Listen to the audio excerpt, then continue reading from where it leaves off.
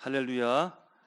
오늘은 복된 부활절입니다. 우리 앞뒤 좌우의 분들과 인사하실 때 예수님 부활하셨습니다라고 인사하겠습니다.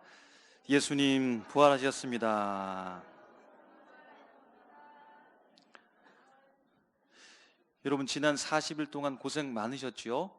사순절 40일 동안 경건하게 살기 위해서 노력하시고 드시고 싶은 것들이 많이 있었는데 절제하고, 내가 하고 싶었던 육체적 욕망들이 많이 있었는데 하지 않으면서 살아왔던 시간들일 것입니다. 특별히 또 지난 주간은 고난 주간으로 예수 십자가 묵상하면서 더 가까이 가기 위해서 노력했었는데, 사랑하는 우리 삼일교회 성도 여러분 모두에게 오늘 우리에게 주신 부활의 기쁨이 충만하기를 주님의 이름으로 축복하고 또 축복합니다.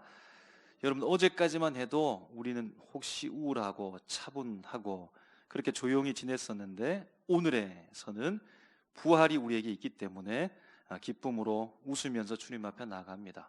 우리를 웃게 하시고 기쁨을 주시는 분은 바로 예수 그리스도 독생자 한 분뿐임을 믿습니다. 주님 때문에 슬픔이 변하고 주님 때문에 절망이 변해서 기쁨으로 소망으로 살게 된다라고 하는 사실을 믿음으로 꼭 붙잡고 나가시기를 주님의 이름으로 축원합니다. 여러분, 사람이 갑자기 변하면 주변 사람들이 어떻게 봅니까? 어떻게 말합니까? 말만 하면 부정적으로 얘기하고 불평하고 투덜대던 사람이 감사하네요 라고 얘기하면, 좋은 상황입니다 라고 얘기하면, 긍정적으로 말을 하게 되면 주변의 사람이 어떻게 말합니까? 어떻게 그 사람을 바라보게 되죠? 늘 인상 쓰고 다니는 사람이 입꼬리를 귀에 걸고는 늘 웃으면서 해죽거리면서 다닌다면 여러분 어떻게 보시겠습니까? 무엇라고 말하겠습니까? 자기 말만 옳다고 주장하는 사람, 자기 뜻만 관철되기를 바라는 사람, 주장이 강하던 사람이 다른 사람을 존중하고 그 사람의 말에 귀를 기울여 경청하기 시작하고 긍정하면서 고개를 끄덕끄덕 한다고 한다면 그 사람을 어떻게 여러분 바라볼 수 있겠습니까?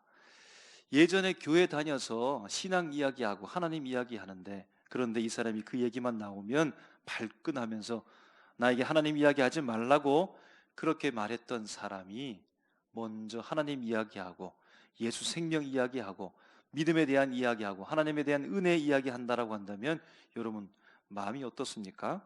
그 사람을 어떻게 바라보십니까? 무엇라고 말하십니까? 뭘 잘못 드셨나요? 얘기하나요? 내가 이토록 이 사람을 위해서 지금까지 기도했는데 하나님께서 과연 들어주셨구나라고 하면서 응답으로 여러분 받아들이십니까? 그런 경험 여러분 하신 적 있으신가요? 오늘 본문 말씀도 이런 변화에 대한 말씀을 합니다. 변화, 과연 이러한 변화들을 우리가 어떻게 봐야 될까? 하나님은 어떻게 말씀하실까? 이 변화들은 어떻게 이루어졌을까? 라고 하는 생각을 가지고 우리 말씀 속으로 들어가서 함께 생각하고 은혜 나누면 좋겠습니다. 고린도 전서는 사도 바울이 2차 전도 여행 중에 1년 6개월 동안 고린도라고 하는 도시에 머물면서 복음을 전파했고 교회를 개척하여 세운 고린도 교회에 보내는 서신이 고린도 전서입니다. 고린도라고 하는 도시는 그 당시에 무역 중심지와 같았습니다. 그래서 다양한 사람들, 수많은 사람들이 그곳에 몰려왔겠죠. 역동성과 활기가 넘치는 곳입니다. 그러한 만큼 수많은 다양한 일들이 일어나고 그 속에서 신앙생활하는 사람들의 믿음의 공동체의 분위기, 온도를 한번 체크해보면 어떨까요? 아주 뜨거웠습니다. 그렇게 열심을 다해서 신앙생활하고 고린도 교회가 세워졌는데 1년 6개월 이후에 사도 바울이 이제 그곳을 떠나게 되는 것이죠. 떠났지만 사도 바울의 전도 여행은 멈추지 않습니다. 그가 3차 전도 여행 에베소에 있을 때 고린도 교회에 대한 소문을 듣게 되는 겁니다. 소식을 가지고 누군가 왔습니다. 여전히 신앙생활은 뜨겁게 열심을 다해서 하는데 그곳에 문제들이 많다는 이야기입니다. 분열에 대한 문제가 있습니다. 성윤리, 도덕에 대한 문제들을 가지고 있습니다. 헌금에 관한 것, 부활에 대한 일들이 오늘 각종 복잡한 문제들이 그들 가운데 있다라는 겁니다. 믿음의 공동체, 믿음을 떠나서 일어난 일들이 아니라 믿음의 공동체 가운데 일어났던 이 복잡한 일들을 어떻게 하면 해결할 수 있겠습니까? 라고 사도 바울에게 물어왔던 겁니다. 주의 몸된 교회 공동체 속에서 일어난 믿음의 이 다양한 일들을 어떻게 하면 잘 헤쳐나갈 수 있을까? 사도 바울에게 질문하는 겁니다. 오늘 본문 말씀은 이러한 배경을 가지고 우리가 함께 이해하면 좋겠습니다. 좀 더 자세히 고린도 교인들, 그들의 삶의 형편들을 한번 들여다보기 위해서 들어가길 원하는데요, 사도 바울은 먼저 자신의 삶을 그들 앞에 개방합니다. 마음을 열고 자신이 어떤 자인지 소개하고 있습니다. 자신이 예전에 이러한 삶을 살았는데 이제는 이렇게 삶을 살아가고 있습니다라고 먼저 마음의 문을 열고 그들에게 편지를 쓰고 있는 겁니다. 여러분, 사도 바울을 생각할 때 그는 어떤 사람으로 여러분 기억되십니까? 사도 바울을 함부로 범접하지 못할 자로서 그렇게 위대하고 대단한 사람으로 아마 많은 사람들이 생각할 것입니다. 그는 로마서를 쓴 사람입니다. 갈라디아서를 쓴 사람입니다.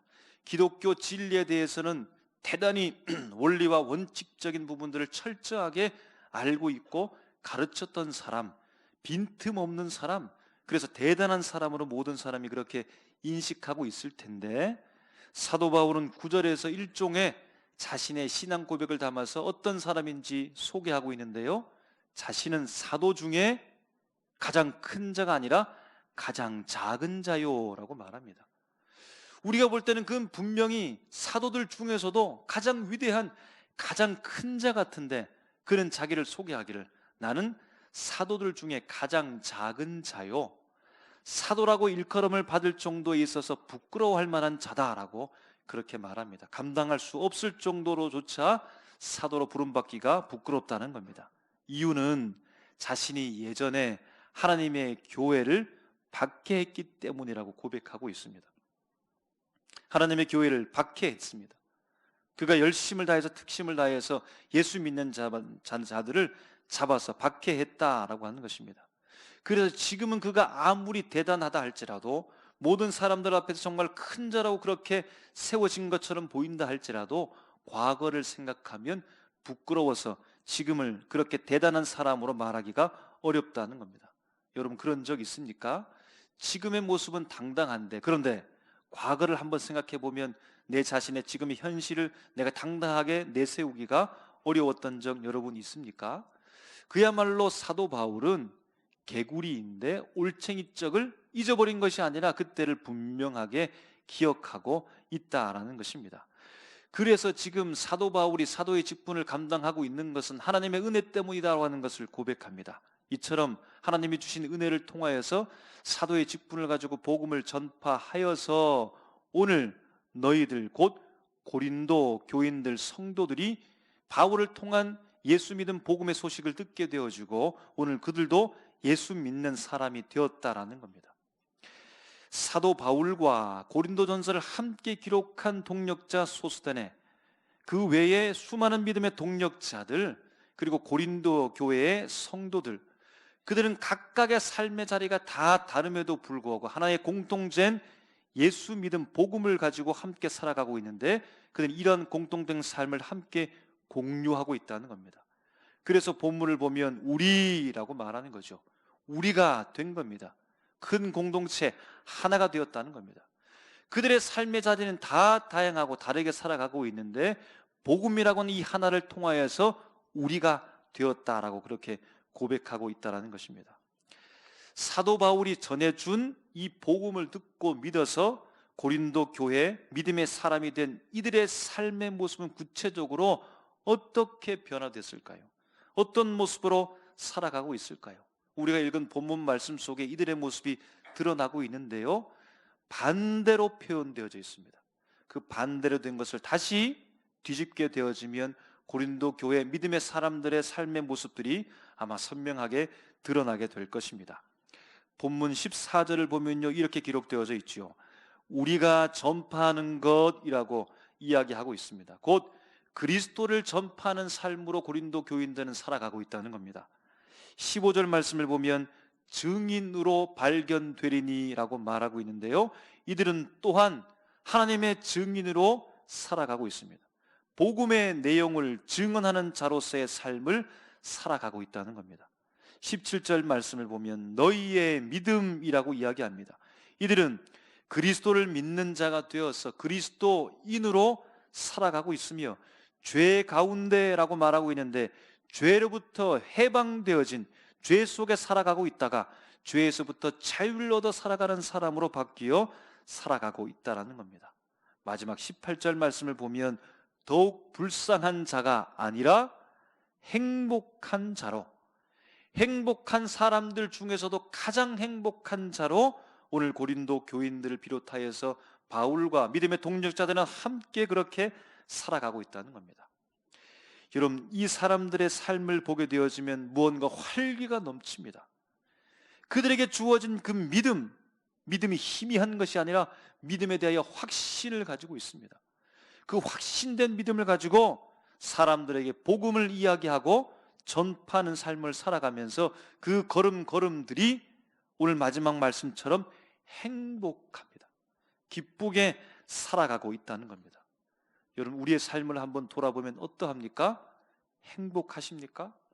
복음으로 말미암아 믿음의 확신을 가지고 살아가고 있습니까? 그 믿음의 확신을 가지고 복음을 다른 사람들에게 증거하고 있습니까? 그 삶에 대하여, 믿음으로 살아가는 그 삶에 대하여 여러분 기쁘게 생각하고 있습니까? 복음으로 인한 기쁨이 우리 가운데 충만하시기를 주님의 이름으로 축복합니다. 여러분, 그런데 말씀을 한 구절 한 구절 다시 한번 근거해서 보게 되어지면 이런 질문을 할 수 있게 되는 거죠. 구절을 근거해서 보면 그런데 왜 사도 바울은 교회를 박해하다가 갑자기 교회를 위해 목숨을 바치는 자가 되었을까요? 14절 말씀을 근거해 보면 왜 사도 바울과 믿음의 동력자들, 여러분, 사람이 이 세상에 태어나서 한 세상 살아가면서 자기를 실현하기를 원하지 않습니까? 그런데 그렇게 살아가는 것이 아니라, 그렇게 살아가는 것이 좋을 것 같은데 자기 이름, 자기 실현이 아니라 예수 그리스도의 이름을 전파하며 살아가는 삶으로 살아가는 이유가 무엇일까요? 15절 말씀에 근거해 보면 왜 사도 바울은 그런 어떤 사람이냐면 그때 당시에 가말리엘 문화생으로서 율법을 철저하게 배웠던 사람입니다. 그가 배웠던 그 율법, 하나님의 말씀, 그 누구와 비교해 보아도 실력이 떨어지지 않는 대단한 실력을 가지고 있었던 사람입니다. 그러면 그가 배웠던 그 율법에 대한 계명들을 사람들 앞에 담대하게 선포하면서 그 말씀, 살아있는 말씀으로 증거하면 좋을 것 같은데, 자기의 스승 가말리엘, 대단한 사람인데 이 사람이 이분이 대단한 사람이라고, 우리 스승은 좋은 사람이라고, 유명한 사람이라고 보이는 그 사람을 증언하며 살아가도 될 터인데 보이지 않는 하나님을 증언하며 살아갑니다. 손에 잡히지 않는 것 같은 복음에 대한 내용을 사람들 앞에 선포하면서 살아갑니다. 왜 이렇게 살아가는 것일까요? 18절 말씀에 보면 어떻게 불쌍하던 자가, 힘들게 살아가던 자들이 왜 이제는 행복하다라고 말하면서 살아갈 수 있을까요? 여러분, 무엇이 이들을 변하여 전과는 다른 삶으로 살게 한 것입니까? 전과는 다른 삶으로 살아가는 것에 대해서 기쁨으로 감당하고 있는 이유가 무엇입니까? 그냥 살다 보니까 이렇게 되었을까요? 하루 이틀, 사흘, 나흘, 한 달, 두 달, 1년, 2년이 흐르고 10년, 20년, 30년이 흐르다 보니까 자연스럽게 우리가 세월을 흘러가고 시간이 이렇게 훌쩍 흘렀구나라고 하는 것처럼 그렇게 그냥 흘러가다 보니까 바울이, 고린도 교인들이, 믿음의 동력자들이 그냥 이렇게 사라지게 된 것일까요? 계획한 것이 아닌데, 철두철미하게 준비한 것이 아닌데 그냥 우연처럼 그렇게 그들에게 온 것일까요? 우연처럼 온다라고 하는 것이 더 힘든 것이지요, 가능하지 않는 것입니다. 분명히 그 속에 무언가 있을 것입니다. 바울과 소스데네 그의 동력자들, 이들을 본받고 가르침에 따라 바울처럼 살기를 원했던 고린도 교인들, 그들의 변화는 어떠한 특징을 여러분 가지고 있는 것입니까? 박해자에서 박해받는 자로, 그리스도를 부인하는 자에서 그리스도를 시인하는 자로 자기를 주장하던 자에서 자기를 부정하는 자로, 바울이 깨닫고 고백했던 것처럼 불쌍한 자에서 행복한 자로의 변화라는 겁니다. 여러분, 이 변화는 어떤 변화입니까? 아이보리색에서 그냥 슬쩍 변하는 흰색의 변화가 아니죠. 연두색에서 좀 더 진한 초록색 정도의 변화가 아닙니다. 어둠이 빛이 되고 사막이 강이 되며 땅이 하늘이 되는 격변의 변화, 순식간의 변화, 극적인 변화라는 겁니다. 이들의 삶 속에 이 격변이, 순식간의 변화가, 극적인 변화가 일어났다는 겁니다. 박해자에서 박해받는 자로, 예수 그리스도를 부정하는 자에서 예수 그리스도를 시인하고 그를 위해서 죽는 자로, 불행한 자에서 행복한 자로의 극변한 변화, 극적인 변화가 이들 속에 일어났다는 겁니다. 바울은 자신의 극적인 변화를 고백하는데요, 10절에 이렇게 고백하는 겁니다. 내가 나 된 것은 하나님의 은혜로 된 것이니 라고 고백합니다. 바울이 지금 바울 되게 된 것, 그것은 은혜 때문이라는 겁니다. 은혜 때문인데 그 은혜의 내용이 무엇일까요? 그 은혜가 무엇인지 첫 시작을 오늘 사도 바울은 13절부터 계속해서 반복하여 말하기 시작합니다. 만일 죽은 자의 부활이 없으면, 14절에 그리스도께서 만일 다시 살아나지 못하셨으면, 15절에 하나님이 그리스도를 다시 살리지 아니하셨으리라, 17절에 그리스도께서 다시 살아나신 일이 없으면 이라고 말합니다. 바로 그 은혜의 내용은 부활이었습니다. 그냥 부활이 아니라 예수 부활이었습니다. 그냥 예수 부활이 아니라 어깨너머로 멀찍이 바라본 그 예수 부활이 아니라 부활하신 예수님을 만났던 사건이 오늘 사도 바울에게 은혜였다라고 하는 것입니다. 죽은 줄로만 알았는데, 거짓 선지자인 줄로만 알았는데, 허상인 줄만 알았는데, 그래서 이 허상을 믿고 거짓 선지자를 믿고 있는 이 잘못된 신앙들을 자기가 그동안 배웠던 가말리엘 문화생으로서, 율법에 정통한 자로서 그 칙을 가지고 예수 믿는 잘못된 사람들을 잡기 위해서 다메섹으로 올라가고 있는데, 다메섹 도상에서 허상이었던, 거짓으로 생각했던 그 예수가 살아나셔서, 부활하신 예수가 사도 바울 앞에 나타나 그를 만나게 됨으로 말미암아 그 삶이 격변했다는 겁니다. 완전히 바뀌게 되었다는 겁니다. 부활하신 예수 그리스도를 만나 그 인생이 순식간에 바뀌어 박해하는 자가 아니라 박해받는 자로, 자신의 삶을 실현하는 자가 아니라 예수 삶을 실현하는 자로, 예수를 부인하는 자가 아니라 예수를 믿는 자로, 불행한 삶을 살아가는 자가 아니라 행복한 자로서의 삶으로 변화가, 그 삶에 예수 부활 소식을 통하여, 예수 만남을 통하여서 일어났다는 사실입니다. 할렐루야. 여러분 믿으십니까? 예수님께서 부활하셨고 그 인생을 송두리째 변화시켰다는 겁니다. 여러분 퍼즐 맞춰보셨나요? 어린이용 퍼즐 10개, 15개 말고 500피스, 1000피스, 2000피스 도전해 보셨습니까? 저는 취미가 아닌데 얼떨결에 그 장소에 참여해 본 적이 있습니다. 여러분 처음에는 막막하죠. 그러나 차분한 마음을 가지고 그림을 바라보면서 구획을 나누고 색깔대로 분류하고 꼼꼼하게 원본 그림과 비교해서 하나씩 하나씩 맞추어 보게 되면 도저히 할 수 없을 거라고 생각했던 그 퍼즐이, 막막했던 그 일이 되기 시작합니다. 여러분 성취감을 느껴갈 것입니다.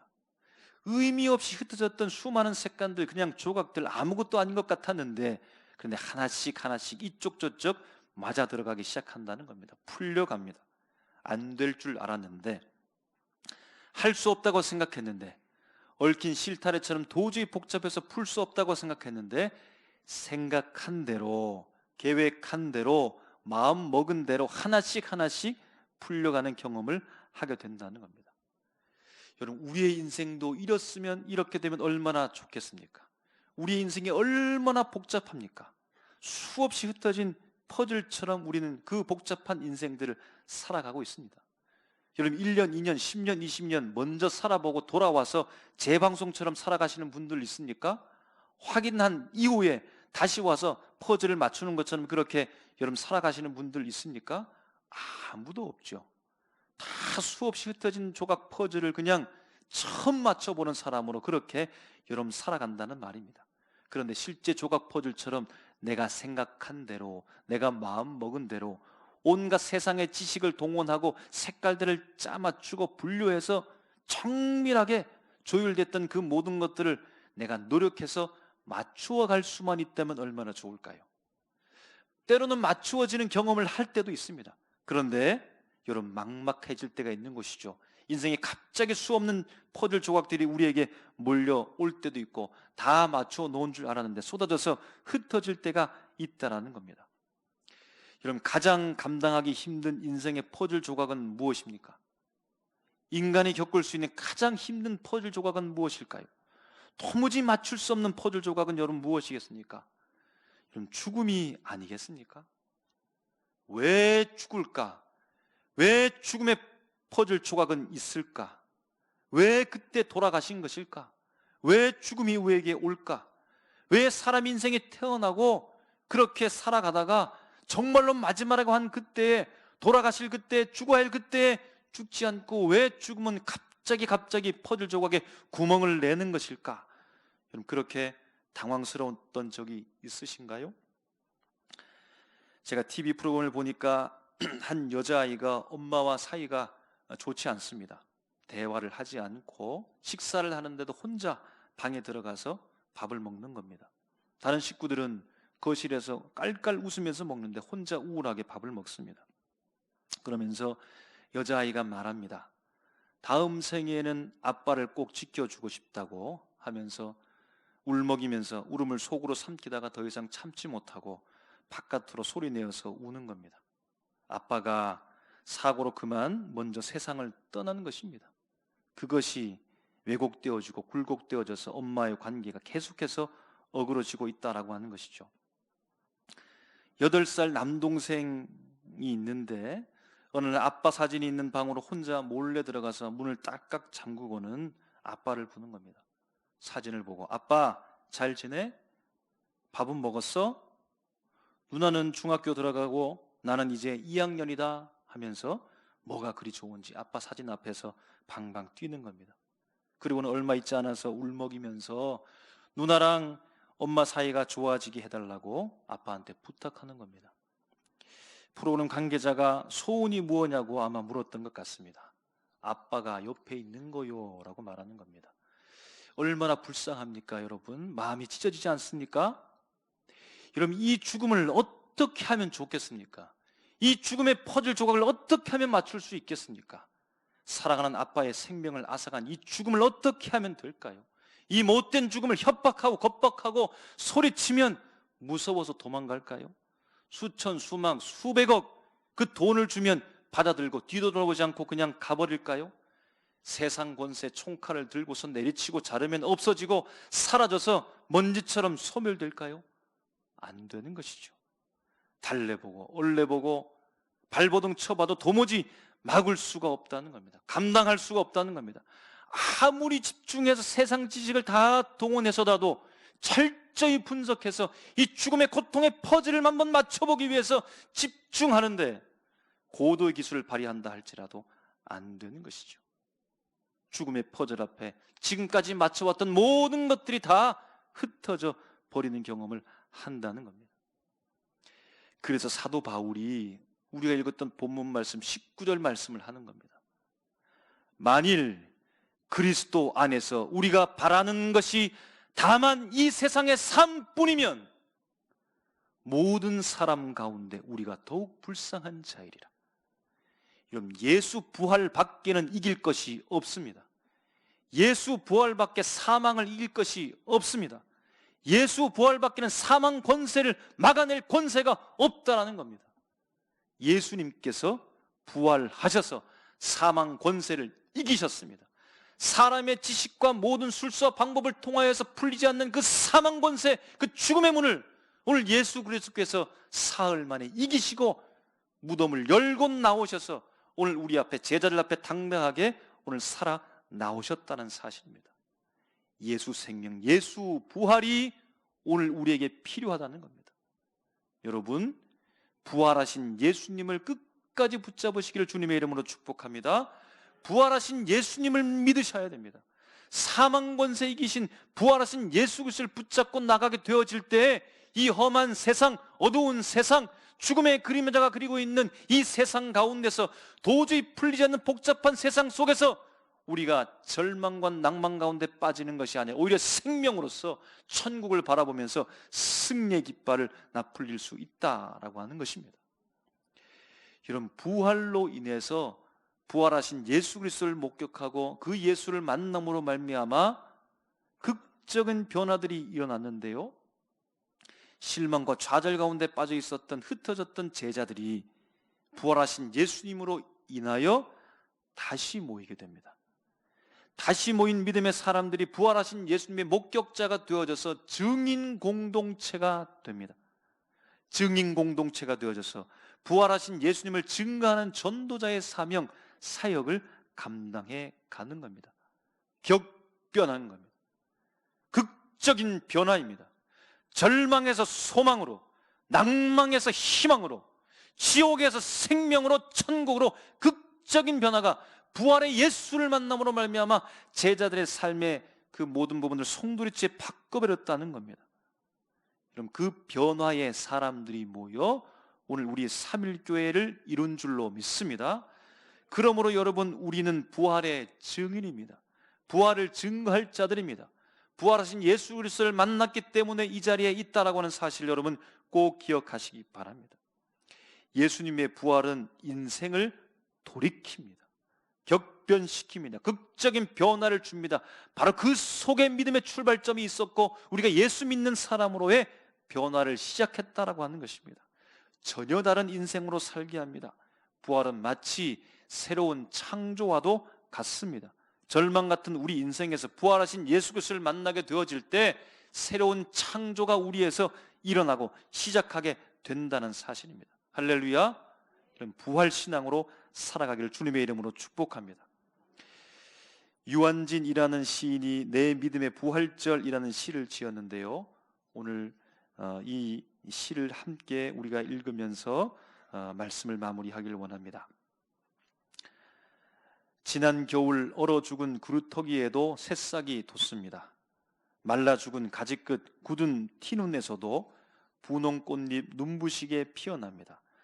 저 하찮은 풀포기도 거듭 살려내시는 하나님, 죽음도 물리쳐 부활의 증거 되신 예수님, 깊이 잠든 나의 마음, 말라 죽은 나의 신앙도 살아나고 싶습니다. 당신이 살아나신 기적의 동굴 앞에 이슬 젖은 풀포기로 부활하고 싶습니다. 그윽한 믿음의 향기 풍겨내고 싶습니다. 해마다 기적의 증거가 되고 싶습니다. 이 고백이 우리 고백이 되기를 주님의 이름으로 축복합니다. 예수 부활 신앙을 가지고 오늘 하루 기쁨으로 살아가시고 부활 신앙 가운데 수많은 사람들에게 믿음의 확신을 가지고 예수 부활을 증거하며 일평생 믿음으로 기뻐하고 감사하고 하나님을 찬양할 수 있는 우리의 삶이 되기를 주님의 이름으로 축원합니다. 기도하겠습니다.